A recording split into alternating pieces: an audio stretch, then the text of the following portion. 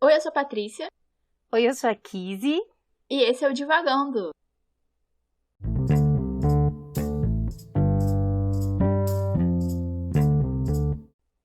Olá, pessoal, bem-vindos a mais um episódio do Divagando. E nós estamos aqui para continuar a nossa conversa sobre o livro Retrato de Dorian Gray, do autor Oscar Wilde. A gente já falou um pouco sobre ele, a gente já teve uma breve discussão no nosso episódio anterior, mas hoje a gente vem aqui aprofundar a nossa discussão, trazer novos questionamentos e abrir um pouco mais essa discussão sobre esse livro.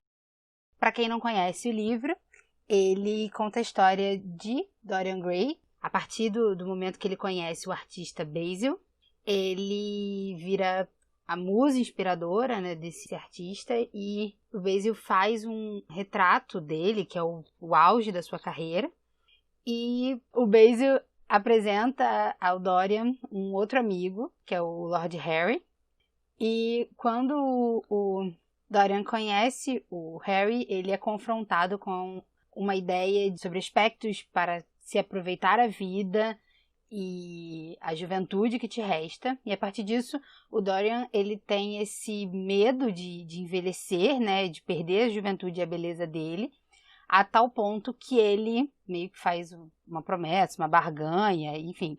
Os motivos não são realmente a coisa mais importante, mas ele consegue que todo o seu envelhecimento seja atrelado ao quadro, né, ao retrato que o Basil pinta dele, e a sua carne, né, o seu próprio corpo, continua para sempre aí com 19 anos.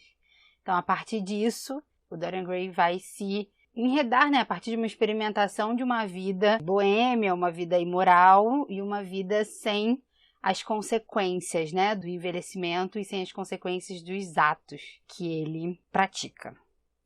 Esse é mais ou menos a história do livro, mais ou menos por onde a gente vai conversar hoje e um pouco do que a gente conversou sobre esse livro no episódio passado. Durante essas semanas nós tivemos uma pergunta lá no YouTube, e lembrando que qualquer pergunta, qualquer questionamento, qualquer interação, vocês podem fazer pelas nossas redes sociais.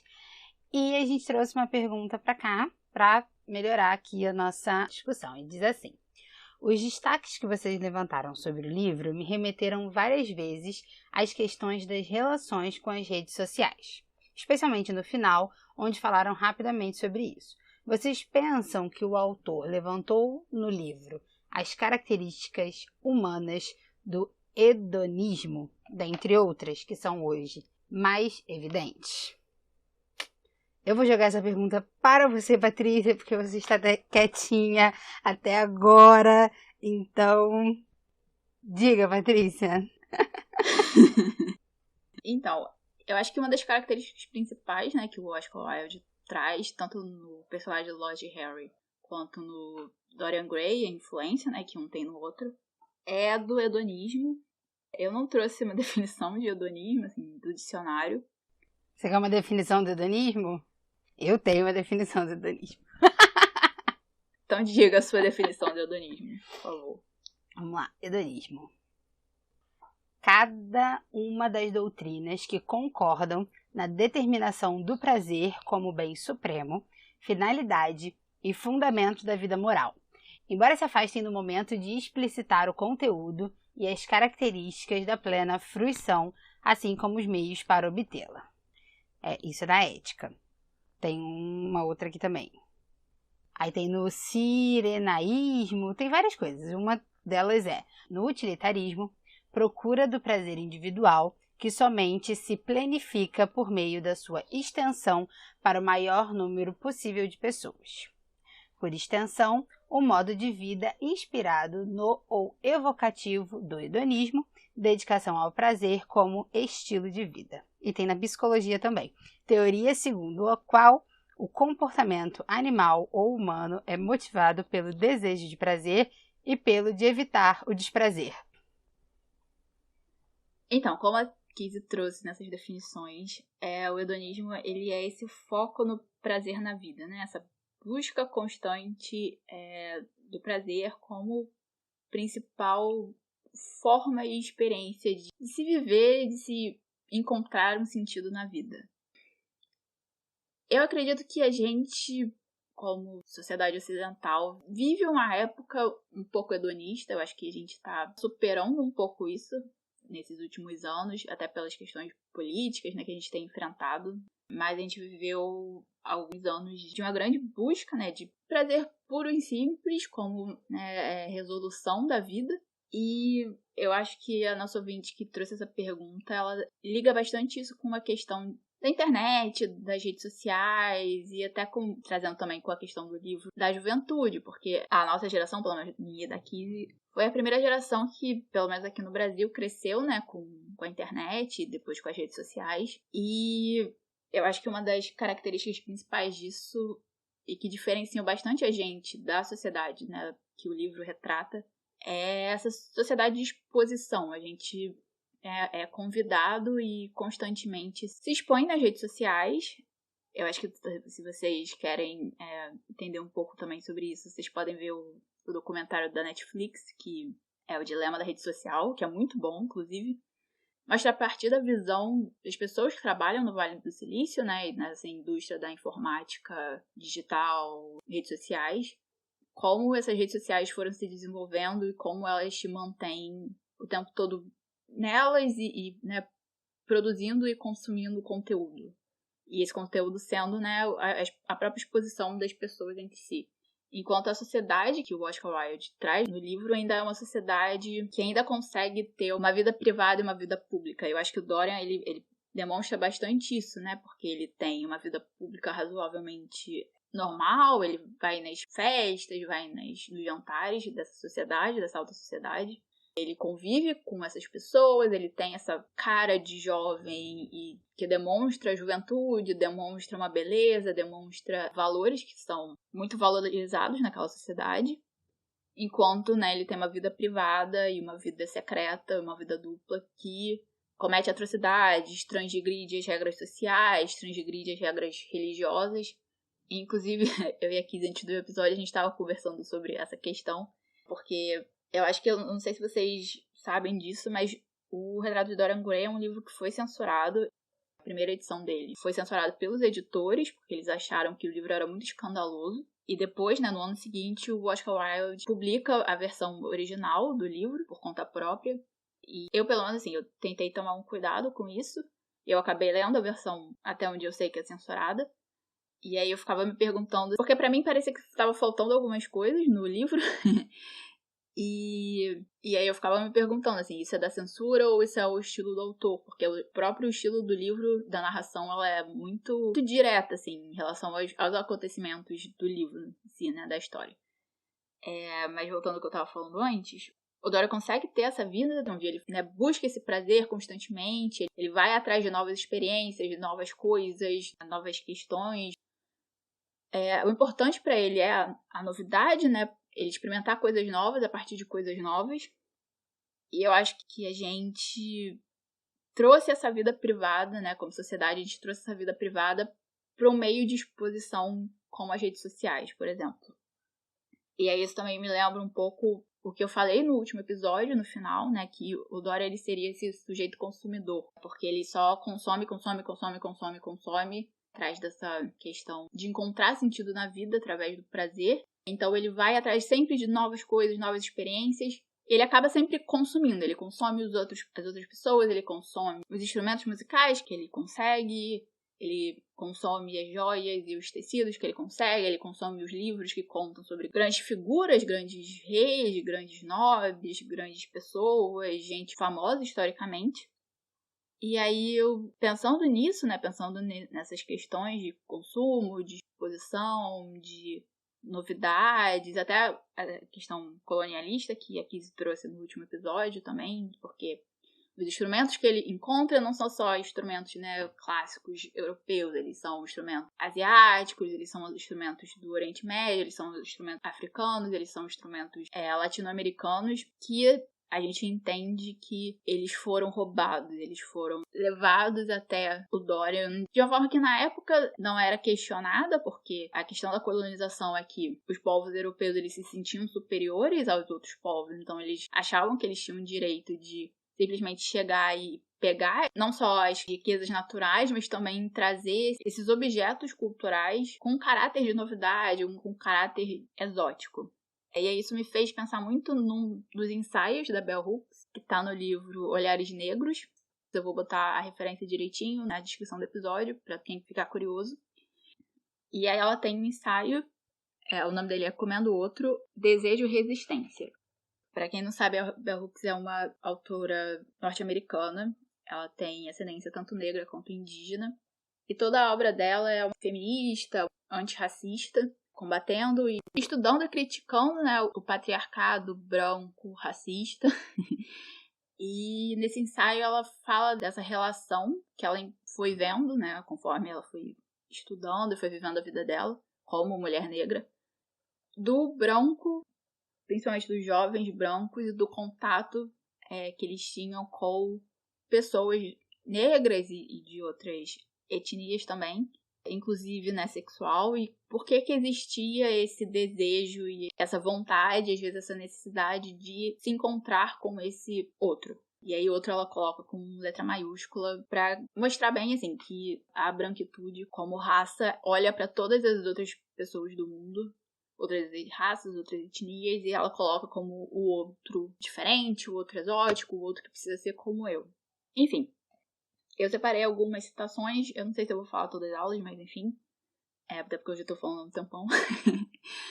Mas a primeira citação que eu separei fala o seguinte: a comodificação da outridade tem sido bem sucedida porque é oferecida como um novo deleite, mais intenso, mais satisfatório do que os modos normais de fazer e sentir. E eu acho que essa citação, ela descreve o Dorian, né? A partir do momento que a gente reencontra ele, depois de alguns anos. Porque o livro ele é um pouco separado entre o início do Dorian e depois o que acontece com ele mais velho. Então, quando tem essa virada de tempo, nessa passagem de tempo, porque ele tá sempre atrás de um novo deleite, que seja mais intenso, mais satisfatório, traga mais prazer do que os modos normais de fazer e sentir que a sociedade da época aceitava. E eu acho que isso também se relaciona, né, com a questão que a nossa ouvinte trouxe, que é a questão do hedonismo, assim. Eu acho que fazendo um paralelo entre a sociedade hoje em dia e, às vezes, o que aparece constantemente nas redes sociais, né, com as viagens que as pessoas fazem, com, né, as coisas que elas compram e elas colocam, né, no Instagram, no Twitter, no Facebook, no YouTube, etc. É um pouco esse hedonismo, né, de você sempre encontrar uma coisa nova que você consuma pra mostrar que você, né, tem status na sociedade, que você tá tirando algum prazer daquilo. Enfim, eu falei. O que você acha do que eu falei, Kizzy? Tendo em vista que esse hedonismo é essa busca pelo prazer, eu concordo muito que a gente vive nessa era, né, nesse momento, onde as pessoas estão buscando isso, buscando viver esse prazer, em geral momentâneo, né, onde não vai dar conta de uma vida aquilo, né, ele é mesmo o prazer muito pontual, e é uma coisa muito recente, assim, né, e aí eu vou dar um exemplo. Aqui em casa a gente gosta muito de ver novela, né, a gente é muito noveleira, principalmente por conta da minha avó, porque minha avó adora ver as novelas do Vale a Pena Ver de Novo, e acaba que quando a gente vai lá, a gente acaba vendo com ela, né? A gente precisa cuidar dela. Então a gente acaba vendo com ela e chega uma hora que ninguém sabe mais o que tá acontecendo na novela, porque minha avó não explica muito bem. Então a gente acaba vendo todo mundo a novela para poder se poupar do trabalho de se perder quando a novela tá, enfim, com tudo acontecendo, né? Tá com aquele turbilhão. Aí então a gente vê a novela desde o início. E aí a novela agora é Laços de Família, e Laços de Família é do ano 2000, né? Começa na virada do milênio, né? Enfim, a trama se passa nesse momento, né? Então as pessoas não têm telefone celular, não existe esse conceito de rede social, né? As pessoas, né, anotam endereços no papel, né? É uma novela que tem 20 anos e é uma sociedade diferente, né? Uma estrutura de sociedade completamente diferente, né? Quando você para ver os detalhes. E aí, você falando sobre essa busca do prazer, né? Na novela é uma coisa muito comum, por exemplo, a questão da dieta. Então, nós temos a Vera Fischer, belíssima, né? É uma mulher muito elegante e que está sempre fazendo dieta para se manter elegante. Então, olhando hoje, né, para a novela, com a maturidade de hoje e com os problemas que são colocados na sociedade hoje, a novela é toda problemática. Mas, enfim, vamos nos ater a esse ponto. Enfim, que a Zilda, a empregada dela, cozinha muito bem, e a Zilda sempre reclama que ela não pode cozinhar nada de bom porque a Helena tá sempre comendo a salada e só isso que ela come. Então, se ela faz um mousse de maracujá, a Helena vai comer só um pouco porque a forma física, né, é mais importante do que o prazer de comer o mousse de maracujá. E é uma coisa, por exemplo, hoje que a gente não vê mais, né? As pessoas fazem as suas dietas, por exemplo, né? Malham muito e aí vão ser crossfiteiras, né? Vão postar lá no Instagram, o de hoje tá pago. Mas vão comer, né? Vai ter o seu famoso dia do lixo, né? Para poder compensar, né? Você tem aquele seu momento de prazer do que você quer comer, do que você realmente quer comer e compensa, né? Depois que a saúde também é importante, né? A forma física também é importante. Então você transforma aquilo numa outra coisa, né? Mas para você não se abster de nada. Então a gente vê, por exemplo, e aí com uma janela de 20 anos... você tem, sobre as mesmas coisas, uma ótica totalmente diferente, uma forma de ver a vida, né? E de experimentar essa vida de uma outra maneira. E eu acho que, pensando no Dorian hoje, nessa nossa atualidade, ele estaria muito desfocado, assim, né? Porque a busca do prazer dele, né? Como você falou, ele tem essa vida dupla, ele tem essa vida social, que está ali no meio, né, da sua aristocracia, né, no meio dos seus pares, né, com pessoas boas para se conversar, para dividir momentos, né, na sociedade, mas ele também tem os seus momentos de sumiço, né, o momento onde ele vai para sua vila lá e não sei aonde, onde ninguém sabe com quem ele está, né, ninguém sabe por quanto tempo ele vai ficar, ninguém sabe o que ele faz, ele sempre sai de surpresa, ele chega de surpresa, né? Então, é essa vida do oculto, né? Do mistério, e é essa vida onde ele não vai expor, né? Tanto que tudo que ele faz de errado, ou de imoral, ou de incorreto perante a sociedade, é tudo muito por debaixo dos panos, né? É tudo muito nas entrelinhas, né? Ninguém... Tanto que a conversa frequente é o que estão dizendo de você, né, que você desvirtuou o filho de fulano, né, e ele se entregou ao ópio. É sempre assim, né, ninguém sabe realmente, ninguém diz que foi ele, né. O Dorian não seria a pessoa que postaria no Instagram, né, tipo, balada com os amigos hoje e #sextou, né, eu acho que ele não seria essa pessoa, embora ele estaria, né, nessa experimentação do mundo e da vida, mas eu acho que ele se sentiria um pouco deslocado nesse... Não sei também. Pode ser que ele se sentisse deslocado. O Dorian que a gente conhece, né? No livro, se ele viajasse no tempo, ele seria esse cara que tem Instagram, mas tem 5 postagens e poucos stories. Não sei, assim, eu acho que ele ia expor bem a vida dele. Talvez ele não tivesse, assim, ele no Instagram fosse uma pessoa comportada, ele botasse #sextou, ele na baladinha com os amigos, etc. Mas ele com certeza ia ter um Twitter privado onde ele ia ficar postando foto dele fumando ópio. Não ópio, né? Hoje em dia a gente tem outras coisas, mas enfim, os derivados do ópio. Porque isso é uma coisa que a gente, às vezes, pelo menos assim, eu sou uma pessoa que por personalidade, e hoje em dia também um pouco por escolha, eu não sou muito ativa nas redes sociais, assim, eu tenho poucas postagens, não posto stories, né, falando, mostrando a minha cara, etc. É uma coisa que a Kizzy quer mudar, mas enfim. Não é que eu quero mudar, eu proponho reflexões a respeito do posicionamento da internet. É diferente, são coisas diferentes.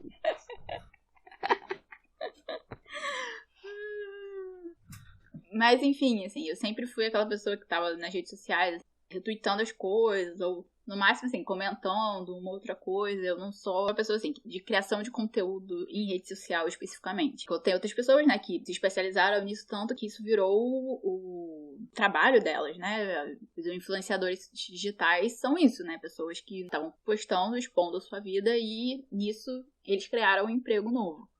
E aí é uma coisa que, às vezes, eu me choco um pouco, ainda mais no Twitter. Nossa, o Twitter é...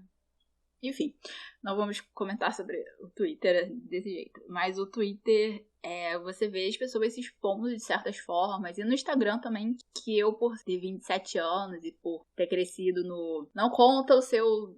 Da onde você é, a sua idade. Não toma cuidado com as pessoas da internet. Me assusta um pouco, assim... Porque a gente vê a juventude. Falou a velha de 27 anos, mas enfim. Exatamente.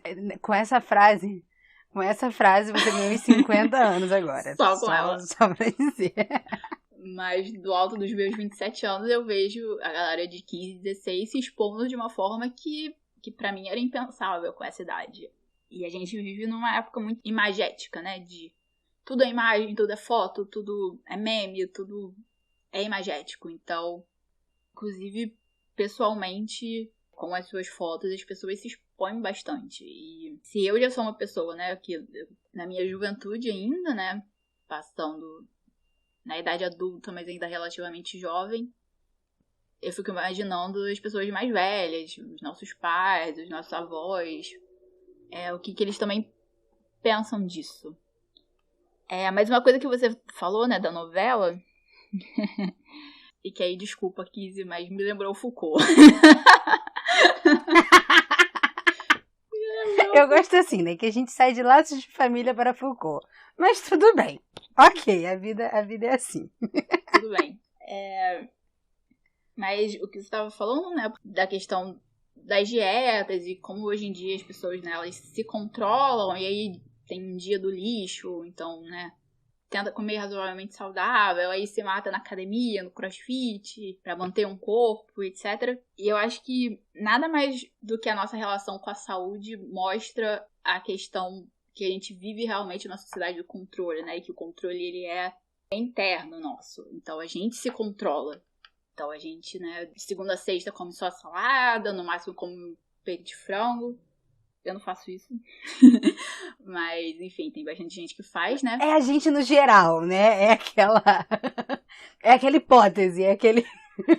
É o padrão da sociedade ocidental hoje em dia.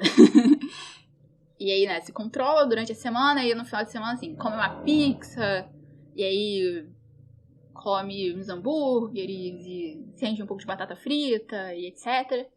E aí, se você também não consegue ter esse controle, você se sente mal por isso, e aí... Enfim, isso gera vários movimentos de bons ou ruins, a gente não vai botar julgamento de valor em cima da vida das pessoas, porque cada um é cada um e vive do seu jeito. Mas é esse controle interno um pouco, né, que o Foucault teoriza pro futuro. E é engraçado que uma das coisas que ele fala é a questão da bioética, né, de você... Não só da bioética, mas da bioética e do biocontrole, de você, né, ter essa ênfase na saúde, ter essa ênfase física e corporal na sociedade hoje em dia. Enfim, foi só uma coisa que, enquanto você tava falando, me lembrou, e eu sei que aqui tem o trauma dela do Foucault. Não, mas eu acho que você tem razão com isso, que é uma coisa que falta ao Dorian, né? É esse autocontrole, né?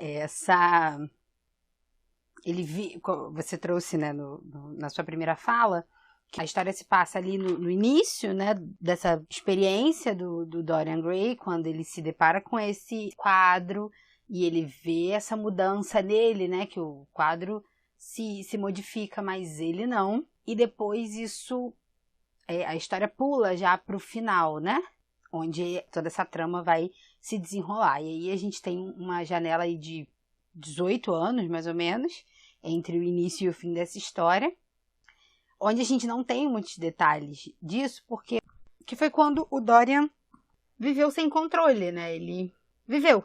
Ele, né, não estava interessado em refletir sobre a vida, ele não estava tendo, como é que se pode dizer? Esqueci a palavra.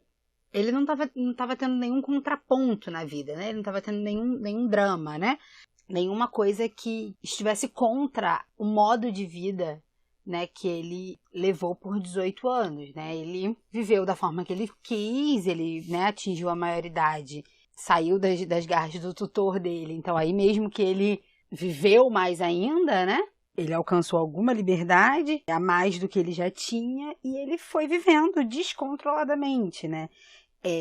Na busca desse prazer momentâneo e incessante, né? Porque, enfim, quando ele saturava alguma coisa, ele perdia o interesse, né? Não tinha mais o que tirar dali, então ele ia para a próxima coisa, né? O prazer acabava e ele ia pro próximo, né?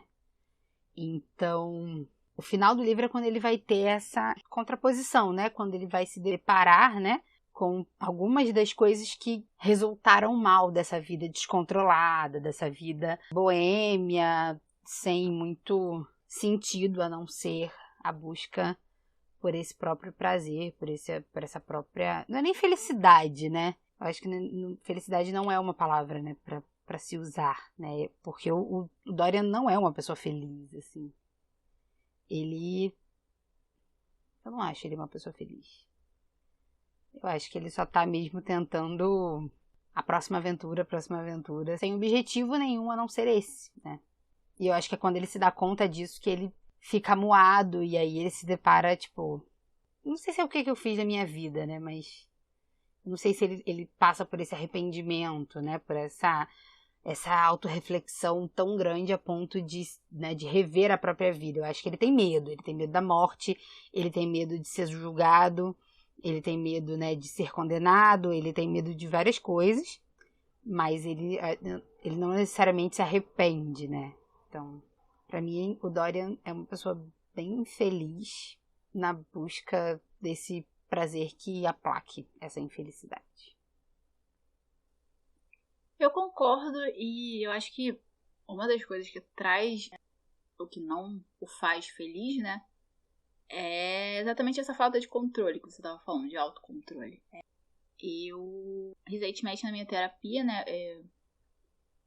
eu tive algumas conversas sobre essa questão do autocontrole, porque eu acho que eu sempre entendi muito controle como repressão, né, de você só se reprimir e etc. Quando, na verdade, o controle ele tem muito mais a ver com o cuidado de si, que é você colocar os limites até onde você pode ir e até onde as pessoas podem ir com você, né? Isso é uma forma de cuidado com a gente. E de alguma forma, assim, eu vou falar do Foucault de novo, desculpa, gente. Mas eu acho que pro Foucault e por ele tá nessa passagem, né, nos anos 50, entre a sociedade que o Dorian vivia e a nossa, ele teorizou esse controle de uma forma razoavelmente negativa, ou pelo menos eu sempre li de uma forma negativa, porque eu tinha essa relação negativa com o controle. Talvez ele ensine nos textos, ele não tivesse esse julgamento de valor tão grande, como eu tinha lendo eles.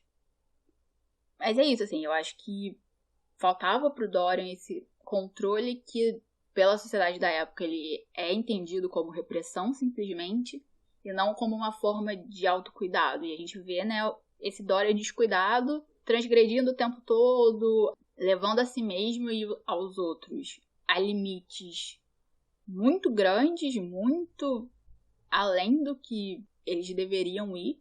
E essas pessoas que o Dorian leva se perdem e acabam chegando ao vício, acabam perdendo a sua própria vida de diferentes formas, enquanto o Dorian, por ter o retrato, não experimenta isso, porque ele tem o retrato e as marcas e as questões desse retrato, né, aparecem nisso. E uma outra citação que eu tinha visto, quando eu estava relendo esse ensaio, né, porque eu lembrei dele enquanto eu estava lendo o retrato de Dorian Gray, outra citação que me chamou a atenção e me fez pensar é a seguinte. Ela, em alguns momentos do texto, ela cita o Foucault, ela comenta do Foucault. Ela fala que o Foucault tem uma fala que ele não conseguia sentir prazer, porque o entendimento dele de prazer era o entendimento que ele, na vida dele, corriqueira, ele não conseguia chegar nesse entendimento, né? Não nesse entendimento, mas ele não conseguia chegar nessa experiência. E aí a citação é a seguinte: essa energia, gerada pela tensão entre o prazer e o perigo, a morte e o desejo, que Foucault evoca quando fala daquele prazer total e completo que está relacionado à morte. Embora Foucault esteja falando como indivíduo, suas palavras ressoam em uma cultura afetada pela anedonia, a inabilidade de sentir prazer. Nos Estados Unidos, fazendo uma aspas, né, porque ela é uma cultura norte-americana, onde nossos sentidos são assaltados e bombardeados diariamente, de tal forma que a dormência emocional se instalou, pode ser necessário estar no limite para que os indivíduos sintam alguma coisa intensamente. E eu acho que o Dorian, como uma pessoa, né, que experimentava o tempo todo, estava sempre atrás de novas experiências, ele chega nesse limite. Ele chega nesse limite de tal forma que apenas a morte se torna uma coisa diferente na vida dele, né? Eu não sei se eu tô me explicando direito, mas pra mim, eu acho que essas duas questões que o Dorian demonstra, né, o consumismo e essa questão do prazer, são também o que mostra uma visão à frente do Oscar Wilde, porque ele tá trazendo esse indivíduo que, de alguma forma, a gente se transformou, né, nele. Sim, eu acho que o Oscar Wilde, ele tava vendo um passo à frente, né, um ponto a mais. Enquanto você estava falando, uma coisa que eu tava pensando aqui é tudo... A nossa interpretação a respeito do Dorian é a partir de como a gente contrapõe ele, né? Porque, por exemplo, as atitudes dele, né? Essa busca dele pelo prazer, essa vaidade, esse egoísmo, essa coisa bem narcísica mesmo, de olhar para si mesmo, né? Do mundo inteiro gira em torno de si próprio, né? E tudo tem que responder ao seu próprio prazer. Dentro do livro, isso é contraposto com a moral, né? Com o que se espera, né? Com a virtude, com esse aspecto da bondade, do ser uma pessoa boa, ser uma pessoa digna, né? Ser uma pessoa de respeito. Isso vai se contrapor, né, no livro assim, né? Nesse âmbito, né? O próprio Harry vai falar para ele que existem homens, né, dignos da sociedade que se levantam e saem quando ele chega, né? Porque ele acaba não sendo uma pessoa digna por todas as coisas que ele faz. Só que se a gente parar para olhar para o Dorian hoje, né, com um olhar onde a gente olha para dentro da pessoa, né, e para o que faz sentido para ela, né, e para os desejos dela a partir do que ela gosta e do que ela quer, né, e não do que é esperado, né, dela, a gente consegue ver o Dorian de uma outra ótica, né? É uma vida de busca pelo prazer, uma vida de busca, né, de não envelhecer, de não mudar, de não perder, né, o frescor da juventude, mas isso tudo pra quê, sabe? Qual é o objetivo? Tudo isso faz sentido por quê, sabe? É uma busca muito vazia, né, ao meu ver. O Dorian, ele se enreda ali numa busca para preencher um vazio, né, que é esse medo dessa morte, desse envelhecimento, o medo dessa mudança, o medo talvez dessa incerteza desse futuro, né, de uma infelicidade, de um futuro incerto. E aí ele vive essa vida e aí todo mundo contrapõe ele na moral. Eu não tô dizendo que ele é uma pessoa boa, né? Eu tô dizendo que ele se torna uma pessoa ruim. Porque sem ter esses contrapontos, essa oportunidade de olhar para dentro dele e tipo, o que eu quero mesmo da minha vida, sabe? O Dorian nunca fez essa reflexão, né? E aí a gente falando das redes sociais, hoje a gente fala sobre as redes sociais, é automático, né? A gente pensar nesse mundo conectado, nesse mundo da internet, né? Desse mundo online, né? Mas as nossas redes sociais também estão no presente, né? Também estão nos nossos amigos, né? Nas pessoas com quem a gente se relaciona. E o Dorian ali também estava inserido numa rede social, né? Num grupo de amigos que também só estavam interessados no próprio prazer, né? Eles talvez não tenham alcançado essa imoralidade, né, que o Dorian alcançou, mas as companhias também do Dorian, muito além do Harry, né? Ali a única pessoa que tem um pouco de consciência, talvez, de um pouco de autoavaliação seja o artista, né, o Basil. Mas todas as pessoas ali, né, além desse trio, né, do Harry, do Dorian e do Basil, as pessoas com as quais eles circulam, né, com as quais eles interagem, elas também estão preocupadas com isso. E isso me lembra muito essas frases, né, que a gente vê muito na internet. Tipo, anda com quem te levanta, né? Anda com quem pensa em coisas bacanas, né? É basicamente isso, assim, né? O Dorian, ele também não andava com pessoas que estavam preocupados com outras coisas além do próprio prazer, né? E eu acho que é essa mudança, se a gente pensar lá no primeiro fato, né? Onde o primeiro conflito que o Dorian tem com a Sibyl, ele estava pensando no próprio prazer, ele foi um babaca, ele não deveria ter tratado ela daquela forma, mas a chance do arrependimento dele, né? A chance que ele estava ali a um passo, né, de se condoer com aquilo e pensar, cara, que merda que eu fiz, eu não posso ser uma pessoa ruim, né? Não posso tratar mais as pessoas da forma como eu tratei a Sibyl. Quando ele tá a um passo de chegar nesse entendimento, né, o Harry vem e, olha, você deveria se sentir honrado, né, porque uma pessoa morreu de amor por você. Então, assim, é aquele ditado, né? Diga-me com quem tu andas que eu te digo quem tu és. Porque é basicamente isso. O Dorian, ele levou isso ao máximo, né? A um ponto alto, né? Da imoralidade, mas que hoje seria, para mim, visto, né? Se eu conhecesse o Dorian hoje, eu olhando para a vida do Dorian hoje, eu penso que é uma vida sem sentido, né?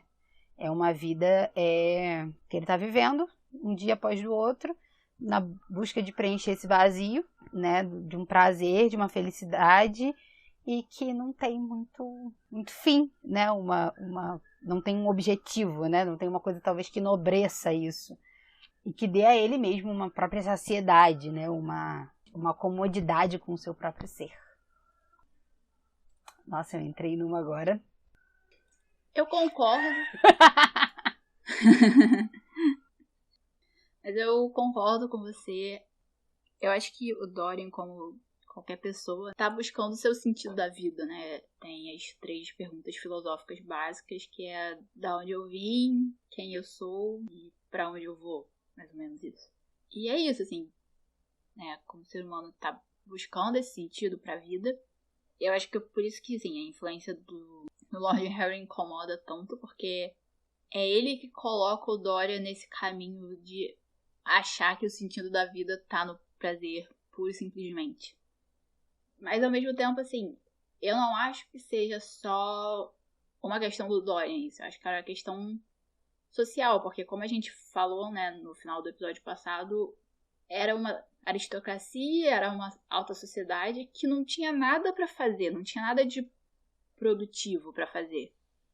Então o que essa alta sociedade vai buscar, né? Se ela não tem nada de produtivo pra fazer, se ela não tem nada de interessante pra fazer, se ela não tem nada que agregue valor à vida pra fazer, ela vai buscar prazer, ela vai buscar coisas que vão só simplesmente, né, preencher aquele espaço de tempo, que vão acumular sensações e não vão acumular outras coisas, não vão acumular conhecimento, não vão acumular valor, não vão acumular relações interessantes. Maturidade emocional. Maturidade emocional, Eles não buscam isso, né? Porque a sociedade, né, antes deles era de tal forma tão rígida e tão fixa que essas coisas foram perdendo valor, né? E então eles resolvem simplesmente assim, já que nada, né, faz sentido, já que nada é legal, a gente vai colocar essa busca do prazer. E eu acho que assim, fazendo um contraponto com a gente hoje em dia, pelo menos eu sinto que boa parte das pessoas hoje em dia, elas questionam essa herança que a gente tem, né, essa herança ocidental que a gente tem de simplesmente buscar prazer e buscar coisas para passar o tempo. E eu acho que a gente tá começando a entender, ou pelo menos assim, pessoalmente eu tô começando a entender que não são só as experiências e as sensações, e não é só o conhecimento, e não é só as relações, e não é só o trabalho que vão trazer essa satisfação, né? Essa felicidade de se viver a vida, né? É um conjunto de tudo isso, e esse conjunto precisa estar de alguma forma equilibrado. Então faltava maturidade emocional. Não só o Dorian, mas acho que assim, a sociedade em si daquela época, né? Ou pelo menos a sociedade que o Oscar Wilde estava narrando. E é mais ou menos com essa conclusão, né? Que faltava maturidade emocional da sociedade.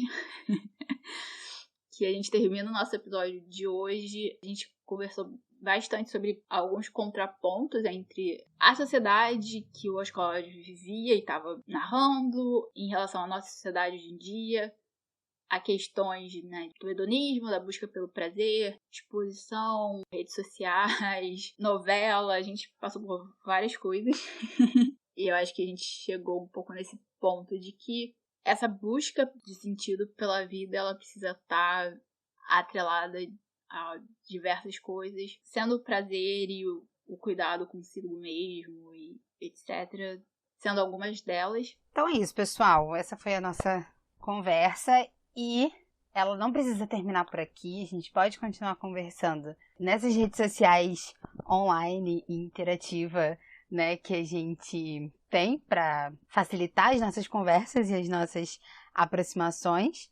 Então, nos sigam. Se você ainda não nos segue nas nossas redes sociais, essa é a sua oportunidade. Nós estamos no Twitter, nós estamos no Instagram, pelo @divagandolivro. Então, vai lá, nos segue, comenta o que achou dos nossos posts, né? Se você já leu esse livro, se você ainda não leu, se você achou nossa conversa interessante, se você tem algum ponto que você quer que a gente saiba, né? Quer desenvolver. E é isso, recomenda, né, nas suas próprias redes sociais para os seus amigos. Indica, né, o episódio que você mais gostou. Se você sabe de alguém que está querendo ler o Retrato de Dorian Gray ou alguém que já leu, envia o episódio. Nós estamos na maior parte das plataformas de streaming, nós estamos no Spotify, no Deezer, no YouTube.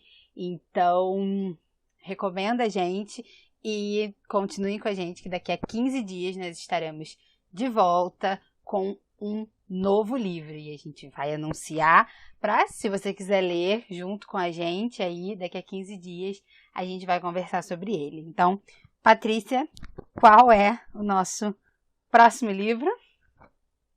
O nosso próximo livro é um clássico do terror, que é o Drácula, do autor Bram Stoker.